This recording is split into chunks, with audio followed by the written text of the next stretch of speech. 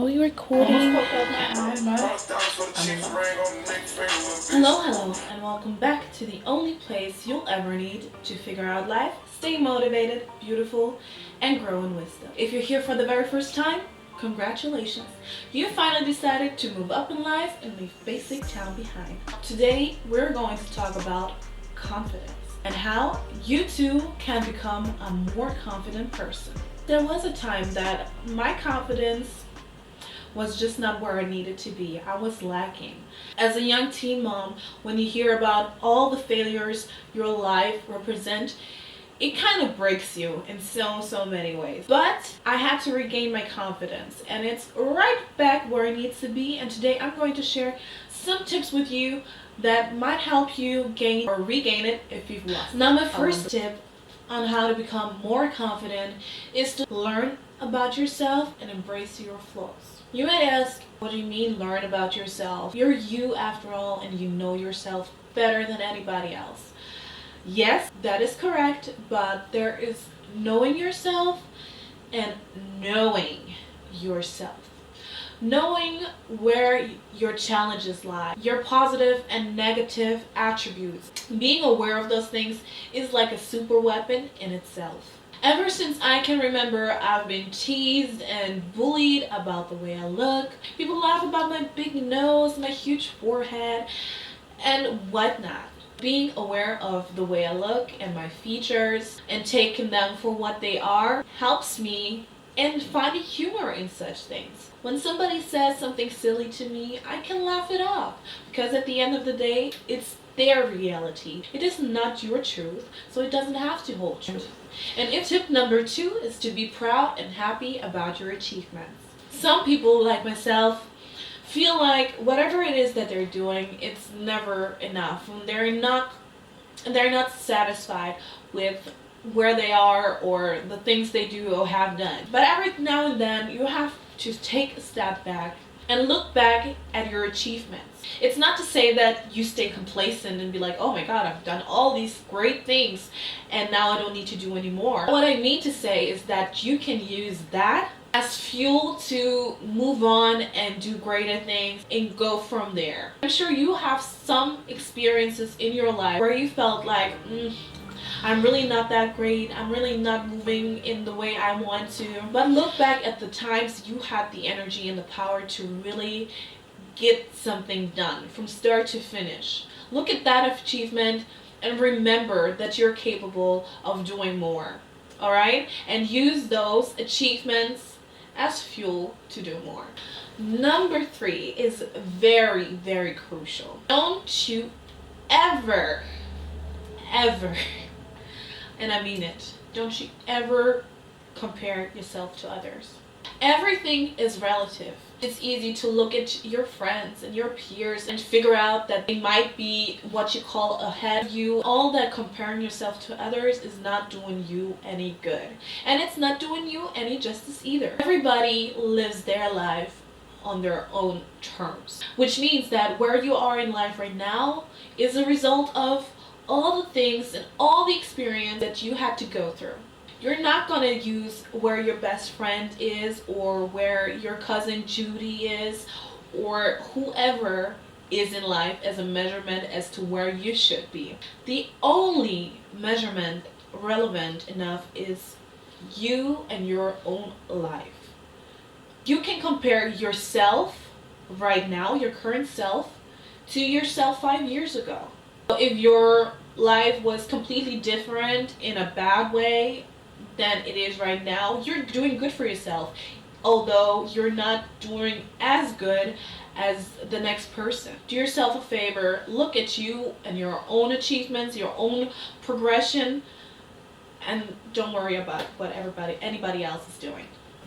Let's move on to tip number 4. You need to change your perspective on certain things.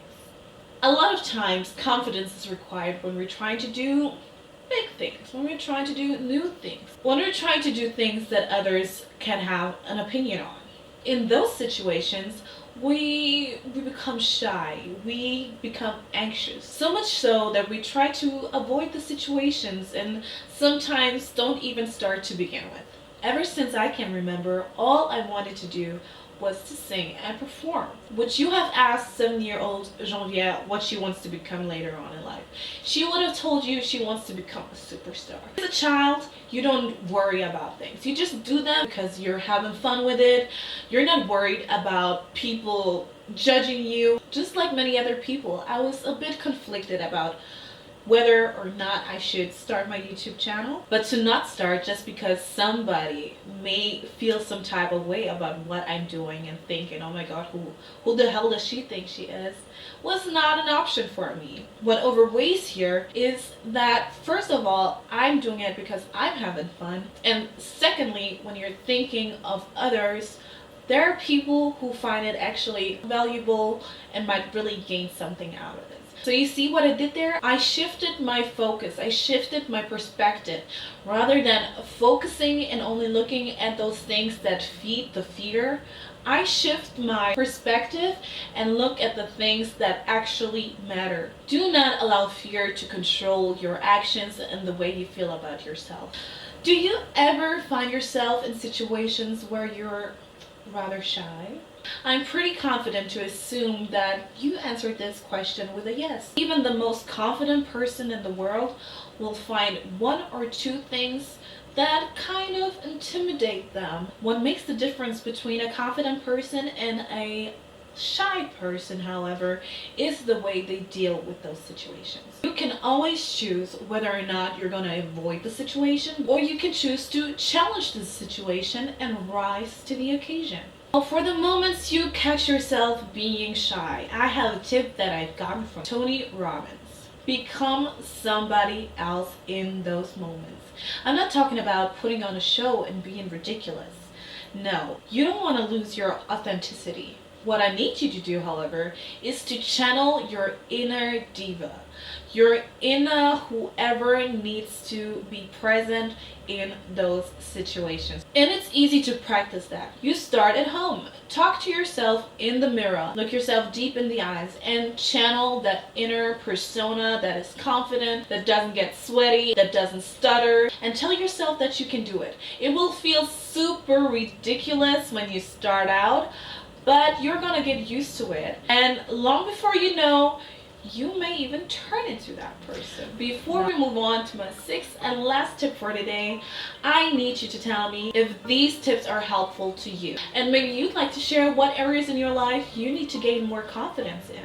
As always, I will join the conversations in the comment section. Now for this next tip, I'm going to pull out a quote by Priyanka Chopra. If you believe in yourself, the world will believe in you, because perception is reality. Confidence is the first step to stop living on the sidelines. In order to be a confident person, you need to truly believe in yourself. You need to be absolutely convinced that you, as the person that you are, with all of your flaws, with all of your knowledge, your experiences, that you are capable, you deserve everything, great things, and all the things you wish for. Believing in yourself is what allows you not to break, is what drives you when it's necessary.